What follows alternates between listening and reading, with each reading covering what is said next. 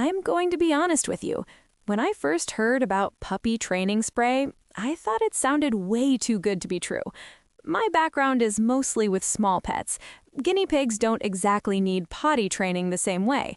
But after watching my sister deal with her new Labrador puppy's nonstop accidents, I became a total convert to these scent-based training tools.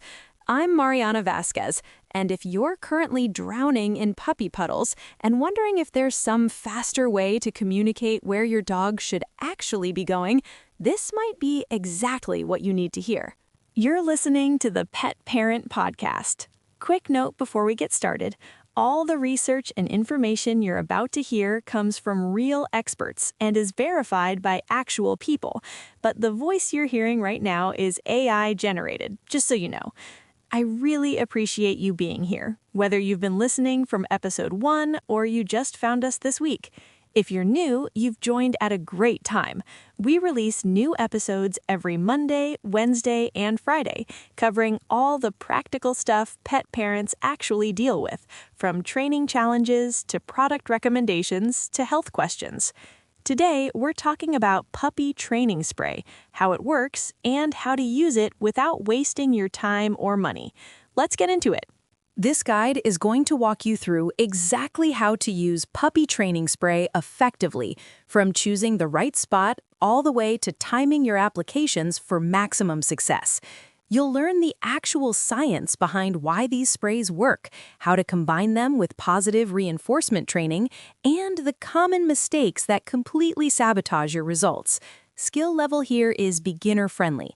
Time commitment is about 10 minutes daily for the first 2 to 4 weeks, and most puppies show significant improvement within 7 to 14 days when you use the spray consistently alongside a proper potty schedule. Before you start, you'll need to gather a few supplies.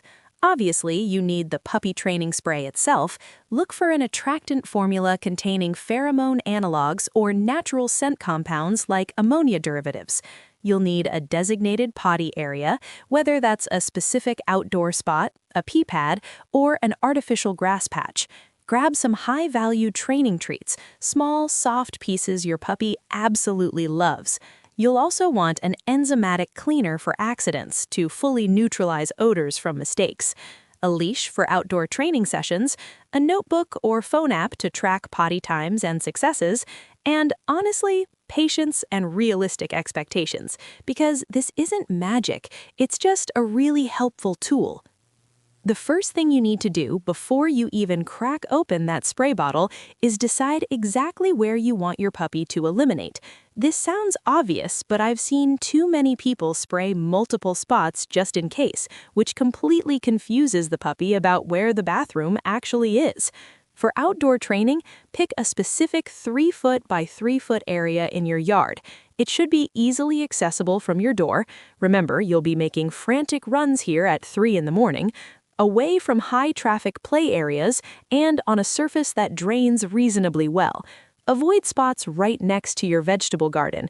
The ammonia in urine isn't great for most plants. For indoor pad training, choose a low-traffic corner that's always accessible. Avoid placing pads near your puppy's food, water, or sleeping area. Dogs instinctively avoid soiling their den space, which is actually helpful for crate training, but works against you if the pad is too close. Clean the area thoroughly with an enzymatic cleaner first, even if it looks clean. Previous scent markers from wildlife, other dogs, or even residual cleaning products can interfere with the training spray's effectiveness. Let it dry completely before moving to the next step. Now, here's where technique actually matters. Most people just spray randomly and wonder why it doesn't work. The puppy training spray contains scent compounds that mimic the pheromones and odors left by dog urine, which triggers your puppy's natural instinct to eliminate where other dogs have gone. For application method, hold the bottle 6 to 8 inches from the surface and apply 3 to 5 sprays in a concentrated area, not spread all over the pad or yard. You want a distinct scent zone, not a faint whiff everywhere. If you're using pee pads, spray the center area. For outdoor spots, spray directly on the grass or gravel. Timing is everything here. Apply the spray about 2 to 3 minutes before you bring your puppy to the area. This gives the scent time to settle, rather than just wafting away as your puppy arrives. The goal is for them to encounter the smell right at ground level where they naturally sniff. Reapply after rain if you're training outdoors, or every 24 hours for the first week, even if your puppy has successfully used the spot. Once they start going reliably, usually after 5 to 7 successful uses, you can reduce application frequency to every other day, then eventually phase it out completely. The spray works best when paired with smart scheduling. You're setting your puppy up to succeed by bringing them to the scented spot precisely when their bladder is full. No amount of spray will make a puppy with an empty bladder suddenly need to go. Here are the key potty trigger times for puppies aged 8 to 16 weeks. Immediately after waking up, and this includes naps, within 15 to 20 minutes after eating or drinking, after vigorous play sessions, every 2 to 3 hours during the day, younger puppies may need hourly breaks, and right before bedtime. Set alarms on your phone if you need to. I watched my sister do this religiously, and the difference between structured breaks and random outdoor trips was night and day. Bring your puppy on leash to the sprayed area at the right time. Don't let them wander around the yard first, or they'll forget why they're outside. Once you've brought your puppy to the sprayed area at the right time, resist the urge to hover or cheer them on immediately. This step requires patience that I honestly didn't think I had until I saw it work. Stand quietly with your puppy on a 4 to 6 foot leash, keeping them in the scented zone. Let them sniff around naturally. The training spray's whole purpose is to attract them to this spot and trigger the elimination reflex. Don't talk to them, don't pet them, don't check your phone distractedly, guilty. Just be present and boring. Most puppies will circle, sniff intensely, and then squat or lift a leg within 3 to 5 minutes if they actually need to go. If nothing happens after 5 minutes, calmly take them back inside and try again in 15 to 20 minutes. This teaches them that outside time isn't automatically playtime. There's a job to do first. The second they start to eliminate, use a consistent verbal cue like go potty or do your business in a calm, neutral tone. You're building an association between the command, the scented location, and the action. Don't shout it excitedly. Save the enthusiasm for after they finish. The moment, and I mean within 2 seconds, your puppy finishes eliminating in the sprayed area, throw a little party. This is where the real learning happens. The spray brought them to the right spot and encouraged them to go, but positive reinforcement is what makes them eager to repeat the behavior.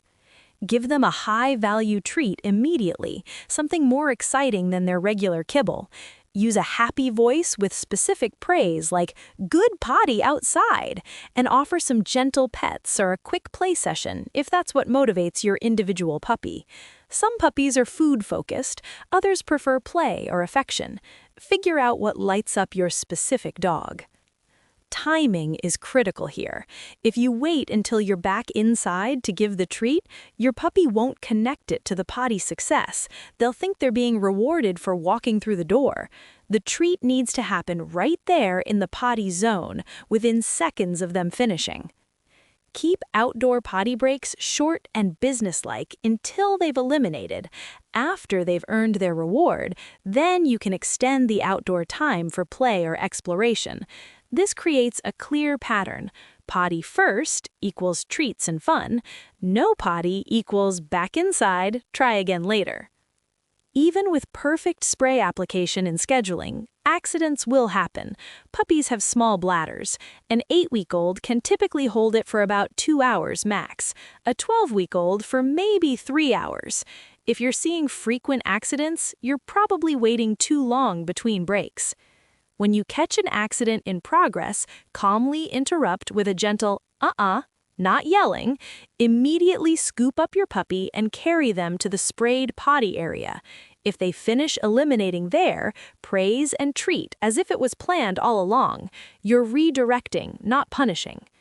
For accidents you discover after the fact, clean them thoroughly with an enzymatic cleaner and move on. Scolding a puppy for an old accident does nothing except make them afraid of you. They won't connect your anger to something they did 20 minutes ago. They'll just learn that you're randomly scary sometimes. Never use the training spray on indoor accident spots as punishment or to show them where they went wrong. This backfires spectacularly by marking those areas as acceptable potty zones. The spray is for attracting them to the correct location only.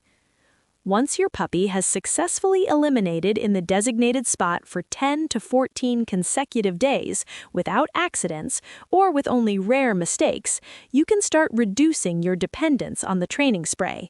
The goal is for the location itself to become the cue, not the artificial scent.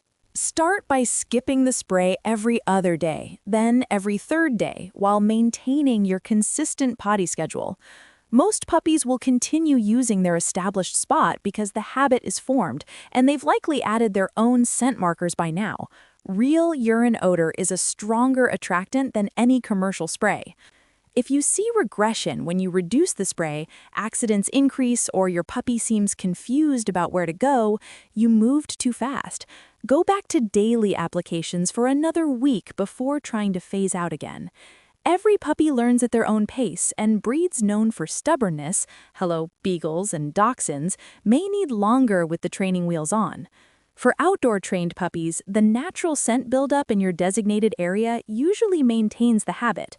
For pad-trained puppies transitioning to outdoor potty breaks later, you may need to reintroduce the spray when you change locations. The final and often overlooked step is making sure everyone in your household follows the exact same protocol. If you're diligently using the spray and taking your puppy out every 2 hours, but your partner lets them roam unsupervised and forgets the spray half the time, you're sabotaging your own efforts. Write down your specific routine, where you spray, how much, what times you take potty breaks, what verbal cue you use, and what treats you give. Post it where everyone can see it, fridge, near the puppy's crate, wherever. Consistency is the secret ingredient that makes any training method actually work. This matters especially if you have kids helping with puppy care, or if you're juggling multiple people's schedules. The puppy can't learn the pattern if the pattern keeps changing. Everyone needs to bring the puppy to the same sprayed spot, use the same command, and reward the same way. I've seen well-meaning families completely confuse their puppies by having dad spray the front yard, mom use pads in the laundry room, and the kids just let the puppy out the back door randomly. Pick one method, one location, and stick with it until the habit is rock solid. Let me share some pro tips and common mistakes I've seen. The reapplication trap. I see people spray once on day 1 and then wonder why it stops working by day 3. Most training sprays' scent compounds break down or dissipate within 24 to 48 hours, especially outdoors. Daily application for at least the first week isn't optional. It's how the product is designed to work. Don't mix sprays with deterrent products. Don't spray your potty area with training spray and then spray your puppy's favorite chewing spot nearby with a bitter deterrent spray on the same day.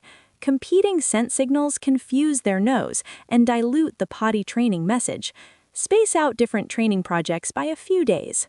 Using too little spray is another issue. 3 to 5 good sprays creates a detectable scent zone. One half-hearted spritz does nothing. You should be able to faintly smell it yourself. Most training sprays have a slightly ammonia-like or grassy scent. If you can't detect any odor, your puppy probably can't either, and they're the ones doing the work here. Don't expect instant results. Training spray speeds up the process, but it's not a magic wand. You still need proper scheduling, supervision, and rewards. Think of the spray as a helpful arrow pointing to the right spot. Your puppy still has to learn to follow the arrow, and that takes repetition. Have age-appropriate expectations. Puppies under 12 weeks physically cannot hold their bladder for long periods, regardless of how perfect your technique is. If you're demanding 4-hour stretches from a 10-week-old, no amount of spray will help. Adjust your schedule to match your puppy's developmental stage. One more thing, store your training spray away from extreme temperatures. I learned this the hard way when my sister's bottle sat in her hot car all afternoon, and the formula separated into weird layers that didn't spray properly anymore. Room temperature storage keeps the pheromone compounds stable. let me answer some frequently asked questions. How long does puppy training spray take to work? Puppy training spray typically shows results within 3 to 7 days when used consistently with proper scheduling and positive reinforcement, though the exact timeline depends on your puppy's age, breed temperament, and how consistently you apply the spray and maintain potty breaks. Younger puppies, 8 to 10 weeks, may need 2 to 3 weeks to develop reliable habits, while older puppies, 14 to 16 weeks, often catch on faster because they have better bladder control and longer attention spans. Can I use puppy training spray on real grass and pee pads interchangeably? Yes, you can use the same puppy training spray formula on grass, gravel, pee pads, or artificial turf, but you should not train your puppy to use multiple different surfaces or locations simultaneously, as this creates confusion about where the acceptable potty area actually is. Choose one designated spot, either outdoor grass or indoor pads, and apply the spray consistently there until the habit is established. Then transition to a different surface later, if needed, using the spray to mark the new location. What ingredients should I look for in an effective puppy training spray? Effective puppy training sprays typically contain pheromone analogs, natural ammonia derivatives, or grass scent compounds that mimic the odor markers dogs use to identify elimination spots, and should be non-toxic, safe for pets and grass, and free from harsh chemicals that could irritate your puppy's sensitive nose. Look for products that list specific active ingredients rather than vague proprietary blends, and avoid sprays with artificial fragrances that smell pleasant to humans but can actually mask the attractant scents your puppy needs to detect. How often should I reapply training spray during potty training? You should reapply puppy training spray daily for the first 7 to 10 days of training, then gradually reduce to every other day once your puppy has successfully used the designated spot for at least a week consecutively. And outdoor applications need to be reapplied after rain or heavy watering since moisture dilutes and washes away the scent compounds. Continue some level of application until your puppy shows 10 to 14 days of consistent success without accidents, at which point their own scent markers will usually maintain the habit without artificial spray assistance. Puppy training spray works best as one tool in your house training toolkit, not a standalone solution. When you combine the scent-based attraction of quality spray products with smart scheduling, immediate positive reinforcement, and patient consistency, most puppies develop reliable potty habits within 2 to 4 weeks. The spray gives your puppy a clear scent marker for where you want them to go, which is especially helpful during those early weeks when everything is new and confusing. But your commitment to taking them out frequently, rewarding successes, and cleaning up accidents without drama is what actually builds the long-term habit. Start with daily spray applications, stick to a predictable potty schedule based on your puppy's age and feeding times, and celebrate every successful trip to the designated spot. Before you know it, your puppy will be heading to that area on their own, no spray needed. That wraps up today's episode of the Pet Parent Podcast. Thanks for spending part of your day with me. We'll be back with a new episode Monday, Wednesday, and Friday, so you've always got something fresh waiting. If this episode helped you out, I'd really appreciate it if you could leave a 5-star rating and write a quick review. It genuinely makes a difference, because that's how other people who are dealing with the same puppy chaos find the show and get the help they need. And hey, hit subscribe or follow so you get a notification the second new episodes drop. See you next time!